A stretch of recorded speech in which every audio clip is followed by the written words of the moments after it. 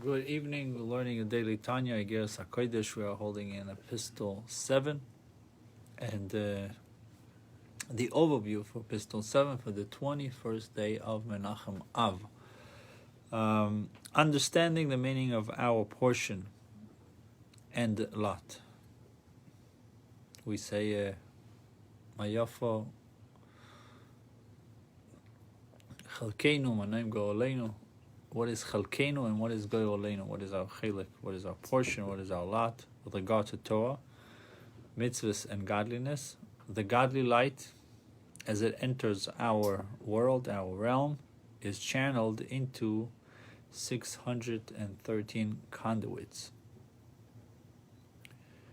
corresponding to our soul body vessels. There is a more general allotment, but also one unique to an individual's particular soul type and root source.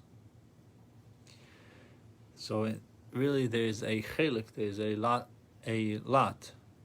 that is associated with the whole and the collective lot, and there is also individual lot. The former is portion, the latter is lot. So in today's lesson, God in essence transcends our physical world, and God created and sustains the world through a diffusion of His spiritual life force and transmitting only a ray of His godly light.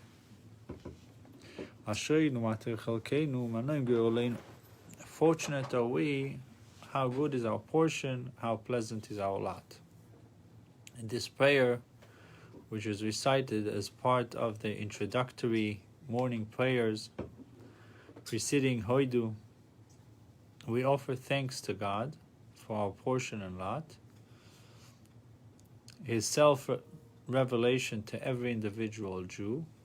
These same terms appear together in a similar context in the following two successive verses. Psalm 16, 5 and 6. Hashem enat chelki v'choisi v'goymer. God is the allotment of my portion and of my cup. You support my lot. The tracts apportioned by lot have fallen unto me pleasantly. Chavolim noflu li b'ni'imim v'goymer. Indeed, I have a goodly heritage.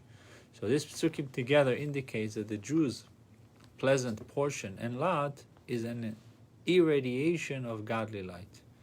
A question, however, arises: why is the godliness that illumines our souls referred to by both terms, both as our portion and as our lot, when portion can refer to any one of several identical benefactions, while lot indicates something which is granted exclusively to a particular individual who wins a lottery, for example, having been chosen by lot. In order to understand the terms our portion and our lot,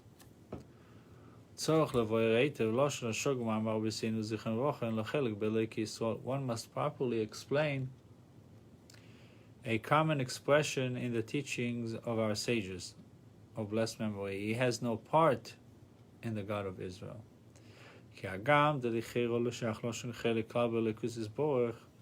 How it would seem that a term part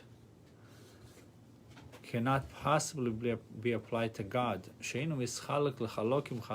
because God is not divisible into parts, heaven forfend, God forbid. God is the ultimate in simple and uncompounded unity, the very antithesis of divisibility. Nevertheless, we find that our sages here use the term chelek, part, in our relation to God. How can this be? We must perforce conclude that through God Himself is indivisible, The godly illumination that descends into Jewish souls can be described with the word part, inasmuch as it is revealed in parts. So to speak, as shall soon be explained,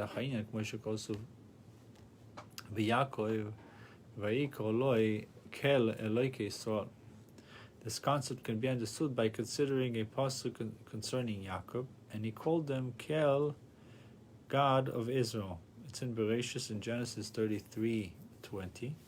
Pirush, the meaning of this verse is as follows: In truth, the Holy One, blessed is He, is true to His name.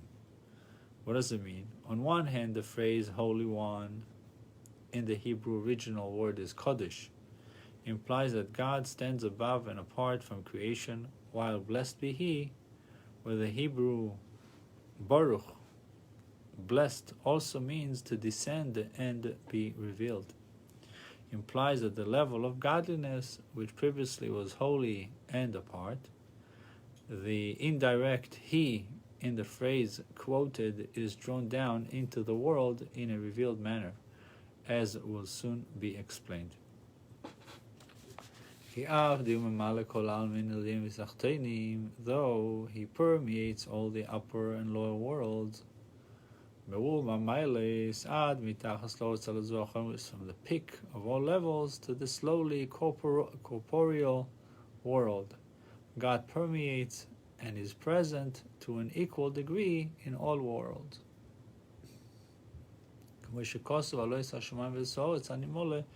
As it's written in Yirmiyah and Jeremiah 23:24, do I not fill the heavens and the earth? Ani mamish, I, my very self, meaning God's very being and essence, as it were, and not only His glory. Now, although God Himself permeates and is to be found in all worlds, nevertheless, holy in the sense of apart from the upper and lower worlds, and is not at all contained in them, heaven forfend. In the way, by analogy, that the soul of man is contained in his body and is affected by the changes within it. Unlike the soul, God is not at all affected by the worlds in which He is to be found. The soul is affected, but not God, as explained elsewhere in length in Likutei Amorim, chapter 42. But as always, for this reason, since God is entirely distinct apart from all worlds, they could not receive their life force from His being and essence in itself, as it were. What can they receive? Only His expansion. Rather,